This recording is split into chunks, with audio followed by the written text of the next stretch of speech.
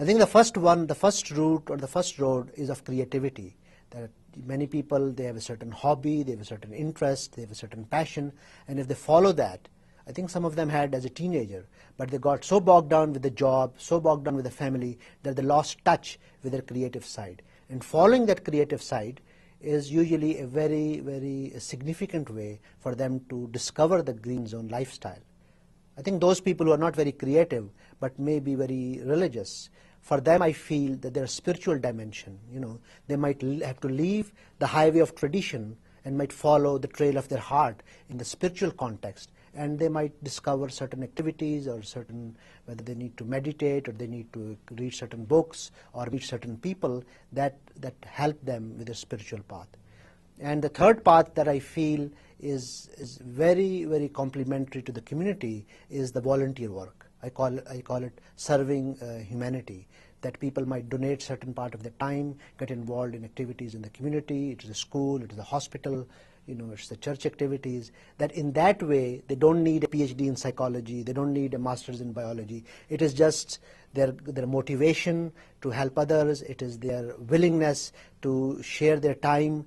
And I think when they are helping others, there is a very, very sort of a mystical and magical part to that. And in that way, they some of the other get more strength. They get more sort of a reward in that way. Another person, when they appreciate their work, So I think those are the different ways of helping people, whether it's creativity or spirituality or serving humanity, that these are the changes in the lifestyle. And within a matter of months, people have made some major, major transformations in their life. You began your book with a very inspiring story of a young girl, and it began with the concept that we all have special gifts. And later you talked about life having meaning. Are those two concepts related? Yeah, I think this has been my awareness that for people to discover a meaningful life or a purposeful life or to explore the dream, they have to go deep inside and realize that what special gift nature had offered them. And that is maybe my belief, that all of us have something very special that life has offered us. And I think once we get in touch with that part, that's some of the other sort of guides us. Khalil Gibran once said that don't ever think that you can follow love. If love is generous to you, love will guide you and you have to follow that. So I think it is a certain element of that passion, whether it's in love or spirituality, that helps or guides people. And then I think once they're on the right track, then it's a matter of time. Then they sort of go on, and I think they say wonderful changes. One of the ideas in your book that stood out for me was the concept of the conditioned self and the natural self. Can you talk a bit about each of those concepts? Yeah, I think while I was helping people in their day-to-day life to discover the green day or discover the green week, I realized that many people were so conditioned that they were sort of doing things that were expected from them, from others. So I think that's where I developed the conditioned self is that part of ourselves that is guided by should, have to, and must. And those people who are brought up in a very traditional, very conservative, and very religious families, they have a very well developed this conditioned self.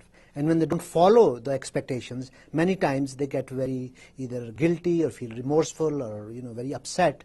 So balancing that, I ask them to discover their natural self. And the natural self is guided by what people like to do, what they want to do, what they love to do. And I even suggest to them that pick up an hour. There's a green hour. So for that hour, you do what you love to do.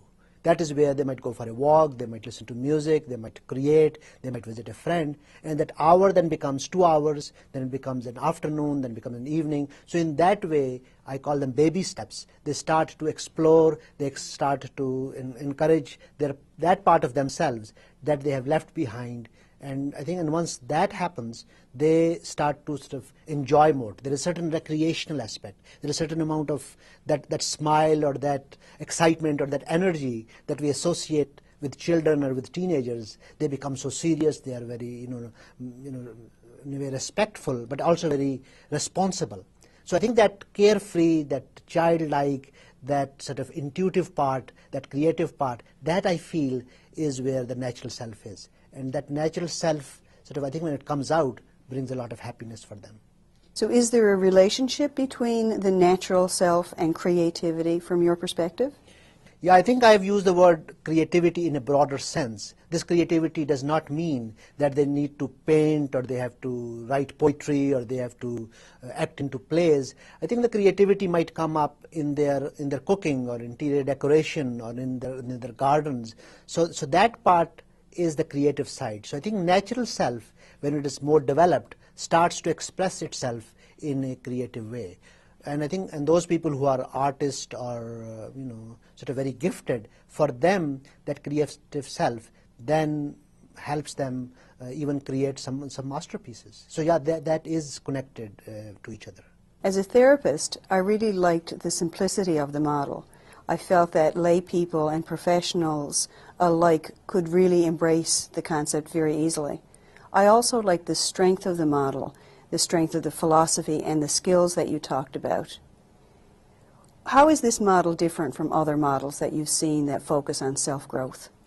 You see, I felt that the mental health system in a traditional way has been sort of into different groups. So there is a biological group where the emphasis is more on biochemical understanding of the brain. So many people get very confused when they listen very, very sophisticated terms like 5-hydroxytryptamine and serotonin and noradrenaline. They don't fully understand. The same way when people who are very analytically minded, focusing on the unconscious and those defense mechanisms. I think my idea was to present a theory, a model, a concept in a way that is not sort of either very judgmental or not that complicated that a common person cannot understand. So I think in that way, because it has a certain sort of a universality to it, and my feeling was that most people, their families, they bought it, they understood, they started to practice, and they started to see a change in their life. And I was really surprised that although the concept had developed in my clinic, but when I would go to visit my friends on the dinner table, they will have some guests and they say to me, Dr. Suhail, can you share with them this green, yellow, red zone model? And I was surprised that they would pick it up, and then within a couple of hours they started using the language. And that from a clinical setting went to people's living rooms, and from living rooms it went to the school system and it went to the social system. So I was quite pleased that the receptivity or the reaction was very friendly, and that in a way inspired me to write and create more. After I read your book and started using this therapy in my own clinic, the response that I got was that people were really captivated by the very incredibly creative stories that you used. How did you come up with the idea to use these stories in the book? I think basically to me, I've done a lot of a lot of creative writing. I've sort of written a lot of sort of short stories myself. So I know the power of storytelling, and I think that sort of connects people, they identify with it. So I was very pleased when some of the people that I worked with were willing to share their personal accounts. And in that way, the philosophy with the stories, I think, was far more sort of effective, and it touched the people's hearts, and they could identify and relate to that. And that also inspired us to sort of come with the idea of Green Zone Stories, because some of those people who shared the stories in the book or shared with them in my clinic were quite willing to share for other people, because they knew that it could educate people, it could help them understand, and they could become either role models or source of inspiration for other people. So I think that has sort of made me feel very sort of excited about the whole project and very inspired about it, that it can go just from the clinic to a wider audience and might inspire many other people who might listen to those stories and relate to them. So we can look forward to more Green Zone stories. Sure, we will. How exciting. Thank you so much. Great.